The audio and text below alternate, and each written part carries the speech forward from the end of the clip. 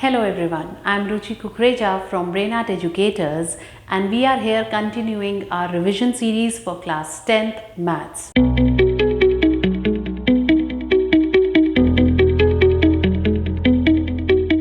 आज का हमारा टॉपिक है लीनियर इक्वेशंस इन टू वेरिएबल्स। आप सबको ये पता है कि लीनियर इक्वेशंस इन टू वेरिएबल्स का स्टैंडर्ड फॉर्म होता है ax² + by = c। आप जनरली इसको ऐसे भी जानते हो ax + by - c = 0 and both the things mean the similar ones. अब हम इस चैप्टर को 2 वीडियोस में कवर करेंगे। पहली वीडियो में हम करेंगे सारे concepts related to linear equations and second video में I will take up the type of questions in the sense distance traveled by a car, a train, or the upstream, downstream of the boat, or the ages question, the fraction, there are n number of questions जिनको हम gradually cover up करेंगे। Starting the first point of this chapter, सबसे पहला इसमें basic आता है type of solutions. Type of solutions मतलब जब आप दो लीनियर इक्वेशंस के पेयर्स को सॉल्व करेंगे। आपको ये पता है कि लीनियर इक्वेशंस हमेशा पेयर में सॉल्व होती हैं। जब आप दो लीनियर इक्वेशंस के पेयर्स को सॉल्व करेंगे तो उनका क्वेश्चन आंसर कैसा आएगा?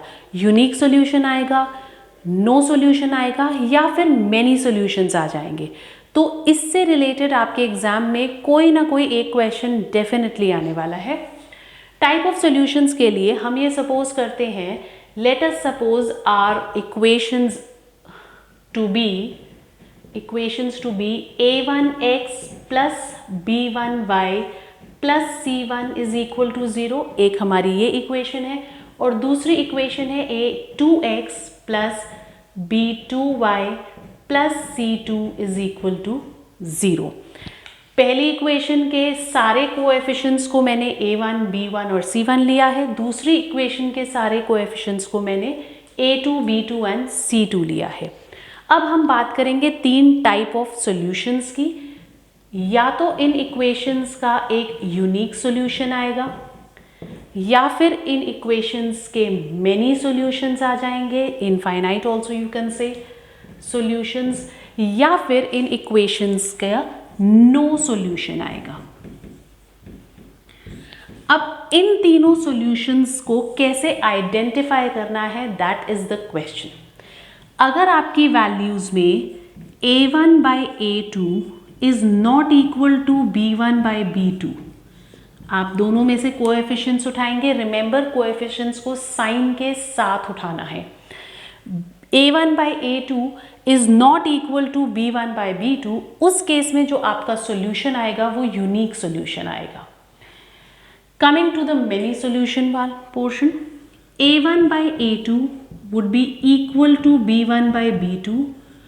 This would also be equal to c1/c2. This means तीनों टर्म्स में इन दोनों के कोएफिशिएंट्स का रेशियो और कांस्टेंट्स का रेशियो सब कुछ सेम आ रहा है। उस केस में you will get many solutions. Coming to the no solutions, no solutions के केस में a1/a2 would be equal to b1/b2, but it won't be equal to c1/c2. This is a very basic concept और ये तो हर बच्चा बहुत आसानी से कर लेता है। Then you can be asked about the nature of the graph as well. If we talk about the graph, unique solution का जो ग्राफ बनेगा उसमें आपकी इंटरसेक्टिंग लाइंस बनेंगी। If these two are the lines of the equation, तो ये दोनों intersect करेंगी। सो नेचर ऑफ ग्राफ में आपको क्या लिखना है, that the graph would be intersecting in this case. Coming to many solutions, many solutions के केस में आपका ग्राफ कोइंसाइडिंग होगा। इसका मतलब ये, अगर आपके पहले इक्वेशन का ग्राफ आ गया और जब आप दूसरा इक्वेशन भी प्लॉट करोगे तो उसका ग्राफ इसके ऊपर कोइंसाइड कर देगा। तो what is the nature of the graph? Nature of the graph is coinciding. Third one, when there is no solution, उस केस में आपके दोनों ग्राफ्स इंटरसेक्ट नहीं करेंगे, दोनों लाइंस पैरेलल आएंगी। पैरेलल लाइंस वो होती हैं जो इंटरसेक्ट नहीं करती हैं, उस केस में आपकी दोनों लाइंस पैरेलल आएंगी। I will just darken it a little. यहां पर जब आपका ग्राफ का नेचर पैरेलल लाइंस पे आ जाएगा, this means you are getting no solution of the graph, right.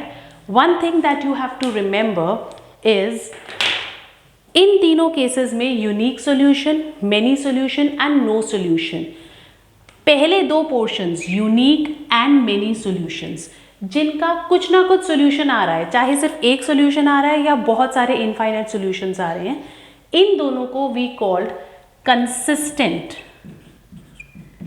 Consistent equations, right. And जब कोई सॉल्यूशन ही नहीं आ रहा है तो उस केस में हमारी जो इक्वेशंस होती हैं वो इनकंसिस्टेंट हो जाती हैं, उस केस में हमारी इक्वेशंस इनकंसिस्टेंट हो जाती हैं। इसके अंदर एक और चीज़ है जो आपने याद रखनी है, जब एक इक्वेशन का ग्राफ दूसरी इक्वेशन पे कोइंसाइड कर रहा है, इस वाली सिचुएशन को, इस टाइप ऑफ इक्वेशंस को हम डिपेंडेंट इक्वेशंस भी कहते हैं। तो this means the key points that you have to remember is कि कंसिस्टेंट कौन कौन सी होती है। कंसिस्टेंट वो होती हैं जिनका कुछ तो सोल्यूशन आ रहा है, अब चाहे वो एक आ रहा है या बहुत सारे आ रहे हैं, दैट डजंट मैटर्स। और अगर कोई सोल्यूशन आ ही नहीं रहा है तो वो इनकंसिस्टेंट है। प्लस डिपेंडेंट वो इक्वेशन है जिसके अंदर आपकी एक इक्वेशन दूसरे के ऊपर कोइंसाइड कर जाती है when you make a graph. Now we will talk about the questions जो इस पर्टिकुलर कॉन्सेप्ट पे बेस्ड एग्जाम में जनरली आते हैं। Find the value of p if the given equations have unique solution, or find the value of p if the given equations have many solutions. Talking about the first part, unique solutions में हमने पढ़ा है कि condition क्या है for unique solution. For unique solution, we know that a1 by a2 should not be equal to b1 by b2. Simple है। तो यहां से हम देखेंगे हमारा a1 is this, b1 is this, a2 is this and b2 is this. You do not have to ignore the signs. So I'll write it in this manner. 2 by 4 should not be equal to p minus 1 by 8. Right? जब आप इसको solve करेंगे तो 16 by 4 should not be equal to p minus 1, and this implies p should not be equal to 5. So this is my solution. आप जब इसको solve करेंगे 16 by 4 4 आ जाएगा और -1 वहाँ जाके 5 बन जाएगा. So p should not be equal to 5 is my solution for this equation. Coming to the next one. जब हमें many solutions चाहिए हैं उस टाइम पे for many solutions what is my condition? My condition is a1 by a2 should be equal to b1 by b2 and this should be equal to c1 by c2. सारे ratios equal होने चाहिए. तो what I'll do is I'll just put the conditions over here. a1 is p upon 12 should be equal to 3 upon p should be equal to minus p minus 3 upon minus p. Please keep this in mind. आप कभी भी negative sign को ignore मत करना. दो यहाँ पर हमें दिख रहा है कि नेगेटिव और नेगेटिव कट हो जाएगा, but keep it a habit कि आप उस नेगेटिव साइन को एवरी टाइम लिखें सो दैट आपसे एक जनरल एरर नहीं होगा. इस केस में पर्टिकुलरली आपको दो सिचुएशंस देखनी है जिसमें दोनों में इक्वल टू का साइन है. If I talk about this one, I get p square is equal to 36, right? This implies my p is equal to plus minus 6. अगर आप सिर्फ 6 लिखते हैं तो you are losing your mark over here, क्योंकि किसी भी चीज़ का जब रूट आता है तो answer can possibly be in both the science plus और माइनस. अब इस प्लस और माइनस को अगर आप यहाँ छोड़ दोगे तो भी आप अपना मार्क लूज कर रहे हो, क्योंकि टेक्निकली दोनों पॉसिबल शायद ना हो। ये हम क्रॉस चेक करेंगे हमारी दूसरी सेट ऑफ इक्वेशन से, दैट इज दिस वन। इसको जब हम सॉल्व करेंगे, just see this, 3/p should be equal to p minus 3/p। यहां से आप p और p को कैंसिल कर सकते हो और आपका p आता है 6। So this is actually your answer, that p is equal to 6 for the equations to have many solutions.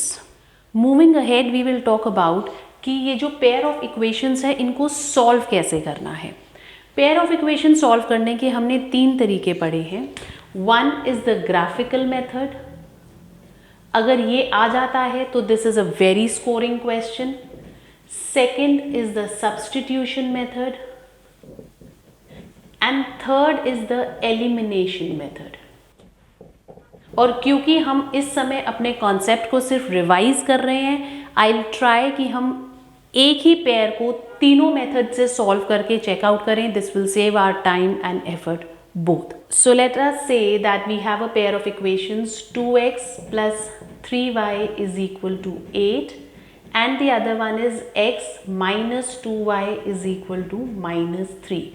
हमने इन दो पेयर ऑफ इक्वेशंस को सॉल्व करना है। इसका सीधा सीधा मतलब हमने x और y की वैल्यू डालनी है जो दोनों इक्वेशंस को सेटिस्फाई करेगी। Talking about the graphical method first. Graphical method is simple.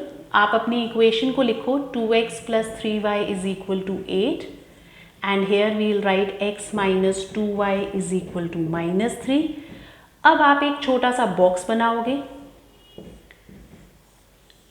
किसी भी ग्राफ, लीनियर इक्वेशन के ग्राफ को बनाने के लिए अगर हम सिर्फ दो वैल्यूज लेते हैं x और y की, those are more than sufficient. हम यहाँ पर x और y लिखेंगे। And now coming to the finding of the solution over here, easiest method is, आप पहले ये चेक करो, अगर मैं y को 0 ले लेती हूँ, if I take y as 0, इसका मतलब ये वाला टर्म मेरा इक्वेशन से बाहर हो गया। तो simple 2x is equal to 8 and I'll get x की वैल्यू 4। लेकिन ऐसा दोनों केसेस में हो सकता है, पॉसिबल ना हो। यहाँ पर अगर मैं x की वैल्यू को 0 ले लेती हूँ तो मुझे मिलता है 3y is equal to 8 which would come in points, और वो प्लॉट करना मेरे लिए चैलेंज हो जाएगा। तो what I'll do is I'll take x as 1। अगर मैं x को 1 ले लेती हूँ तो ये 2 वहाँ जाकर माइनस हो जाएगा, 3y is equal to 6 and I will get y as 2। Again coming to this equation, पहला प्रोसेस ये चेकआउट करना कि आप 0 ले सकते हो या नहीं। y को इफ आई टेक 0 सीधा सीधा तो मेरा x माइनस 3 आ रहा है, बट अगर मैं y को x को 0 लेती हूँ तो y अगेन पॉइंट्स में आ रहा है। तो instead of 0 I will try with 1 और 2, जहाँ पे भी आपको एक कन्वीनियंट वैल्यू मिल जाती है। I am taking it as 1। When x is 1 this will come out here to become -4, और जब -4 अपॉन -2 होगा तो आंसर यहाँ पर 2 आ जाएगा। So these are my values of x and y to plot on the graph. Now quickly I'll make a graph and I'll tell you how to plot this. Moving ahead to the substitution method to solve our equations. As I told you कि हम same equations, pair of equations लेंगे so that you can absorb the task better. अभी हमारा equations है 2x plus 3y is equal to 8 and x minus 2y is equal to minus 3. Substitution method में हमारा basic फंडा क्या रहता है, इसको ध्यान से सुनेंगे। हम किसी एक इक्वेशन को पकड़ेंगे जिसमें से हमें ऐसा लगता है कि हम x की वैल्यू y के टर्म्स में या y की वैल्यू x के टर्म्स में ईजीली निकाल सकते हैं, राइट। फॉर इंस्टेंस मुझे ये वाली इक्वेशन थोड़ी छोटी लग रही है, तो मैं ये सेकेंड इक्वेशन से x की वैल्यू कैलकुलेट करूंगी। ये -2y जब इधर जाएगा तो -3 + 2y हो जाएगा। Clear enough. अब जिस इक्वेशन से मैंने x की वैल्यू निकाली है उसको मैं सेम इक्वेशन में नहीं पुट करूंगी, उसको मैं दूसरी इक्वेशन में पुट करूंगी। Let this equation be 1 and now I will write substituting किसी चीज़ को सब्स्टिट्यूट करने का बेसिक मीनिंग होता है उसकी जगह ले लेना। सब्स्टिट्यूटिंग x इन इक्वेशन 1, अगर मैं x की वैल्यू को इसमें डाल दूंगी 2x + 3y = 8 में, तो 2 के बाद अब मुझे x की जगह पे क्या लिखना है, -3 + 2y, -3 + 2y। आगे the equation will continue as it is, +3y = 8। This is what I get. I will repeat. मैंने इस इक्वेशन में से x की वैल्यू निकाली और इस x की वैल्यू को मैंने एज इट इज इस दूसरी इक्वेशन में x की जगह पे सब्स्टिट्यूट कर दिया, एंड जो लेफ्ट ओवर इक्वेशन थी वो मैंने एज इट इज आगे लिख दी। Now this becomes a linear equation in 1 variable, and ये सॉल्व करना तो बहुत ही ईजी है आपके लिए। -6 + 4y + 3y = 8। -6 जब दूसरी साइड पे आएगा तो हो जाएगा 14, एंड LHS पे क्या बचेगा, 4y + 3y, so I get 7y = 14, and hence y = 2. When I will get this y = 2, I will put this in this x की value. I know that x is equal to -3 + 2y, -3 + 2 × 2, and here I get the answer as 1. So my solution is x is equal to 1 and y is equal to 2. It's a good habit of always highlighting your final solution in the end so that the examiner, the checking person is at ease. इसके आगे चलते हैं। अब जब when we have learned how to solve the linear equation by 3 of the methods, कुछ equations ऐसे आती हैं जिनको हमें पहले अपने लिए convenient form में reduce करना पड़ता है, change करना पड़ता है। क्योंकि ये रिविजन सीरीज है और बहुत सारी इक्वेशंस तो हम यहाँ पर नहीं करेंगे, but I will give you 2 examples of such equations. One is on the board. इस केस में आप देखो 2/x - 1 - 1/y - 1 = 4 is the type of equation.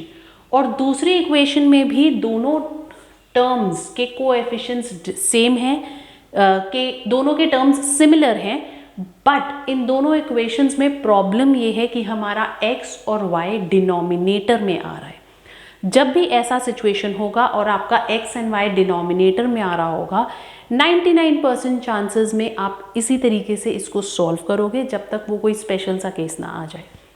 आप यहाँ पर लिखोगे late 1/x - 1 be equal to a and 1/y - 1 is equal to b। हमने 1/x - 1 को a ले लिया और 1/y - 1 को b ले लिया। Now our equations become, we get 2a minus b is equal to 4, and the second equation is 4a minus b is equal to 10। अब इस केस में आपने जो ये इक्वेशंस निकाली हैं, ये नॉर्मल इक्वेशंस बन गई 2 वेरिएबल्स में, जिसको आप जब सॉल्व करोगे तो आपको मिलेगा value of a and b। I will give you a minute, आप लोग सब a और b की वैल्यूज को निकालो। Now when you have calculated the value of a and b, अभी ये आपका सॉल्यूशन नहीं है क्योंकि आपको सॉल्व करना है x एंड y के लिए। रिमेंबर a की वैल्यू थी 1/x - 1, सो दिस मीन्स मेरा 1/x - 1 is equal to 3। जब हम इसको सॉल्व करेंगे 1 is equal to 3x minus 3, and then when this will go that side, 4 is equal to 3x, and hence I get x is equal to 4/3। Similarly, b की value थी 1/y minus 1। This means my 1/y minus 1 is equal to 2। इसको again हम solve करेंगे। 1 is equal to 2y minus 2। जब ये -2 दूसरी तरफ आएगा तो 3 is equal to 2y, and hence I get y is equal to 3 by 2. So my final answer would be x is 4 by 3 and y is 3 by 2. This was one sort of different question which can come in your exam. आगे बढ़ते हैं एक और special type of equations के साथ। इस equation में अगर आप ध्यान से फोकस करो, आपका a पहली इक्वेशन का और b दूसरी इक्वेशन का सेम है। सिमिलरली b पहली इक्वेशन का और a दूसरी इक्वेशन का सेम है। ये एक special type of linear equations का पेयर आ जाता है जिसको सॉल्व करना बहुत ही इजी होता है। आप प्लीज़ इसको किसी भी मेथड से फर्स्ट शॉट में स्टार्ट मत करना, बहुत लेंदी और बहुत कॉम्प्लिकेटेड कैलकुलेशंस चली जाएंगी। What I'll do is I will take this equation as the first equation and I will take this as the second equation. Step 1, adding 1 and 2. Adding 1 and 2. जल्दी से इसका कॉलम मेथड बना के देखो कि add करके आपको क्या आंसर मिलता है। 37x plus 43y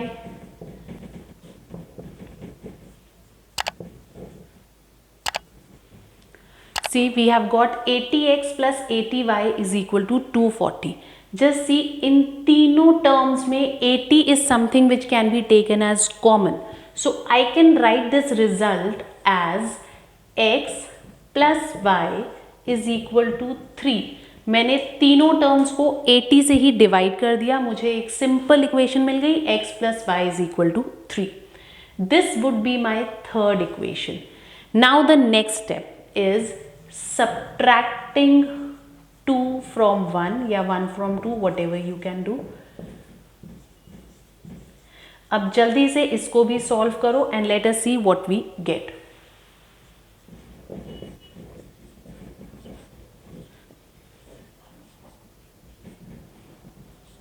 So this is what we have got over here. 7x minus 7y is equal to minus 7. अगर मैं इसके तीनों टर्म्स को रिड्यूस करूंगी और 7 से डिवाइड कर दूंगी तो मुझे एक इक्वेशन मिल जाएगी x minus y is equal to minus 1. This is going to be my fourth equation. तो देखो कितनी मुश्किल इक्वेशंस और कितनी बड़ी इक्वेशंस से हमने दो छोटी छोटी इक्वेशंस निकाल ली. x plus y is equal to 3 and x minus y is equal to minus 1. अब next task is again for you. आप इन दोनों को सॉल्व करो और x और y की वैल्यूज दो. I will do it also for you. x plus y is equal to 3, x minus y is equal to minus 1. I am adding both of them. 2x is equal to 2, therefore x is equal to 1. This is my solution for x, and 1 minus y is equal to minus 1. Minus y is equal to minus 2, y is equal to 2. So this is the solution that I have got. X is 1 and y is 2. Hope you understood it well. इसके अंदर, इस video के अंदर आज हमने cover करे हैं कैसे कैसे हमने अपनी इक्वेशंस को सॉल्व करना है और किस किस तरीके से हमें क्वेश्चंस एग्जाम में आ सकते हैं. नेक्स्ट वीडियो में I will try to help you in the concepts जो आपने अपने माइंड में रखने हैं to solve the word problems of linear equations. किस वर्ड प्रॉब्लम की इक्वेशंस कैसे फॉर्म होंगी. इक्वेशंस सॉल्व करना तो अब आपको अच्छे से आ गया है. इक्वेशंस बनाना एक टास्क होता है, वो हमारा टारगेट रहेगा फॉलोड अप वीडियो में. Do stay connected. Do not forget to like, subscribe and share our channel. Thank you.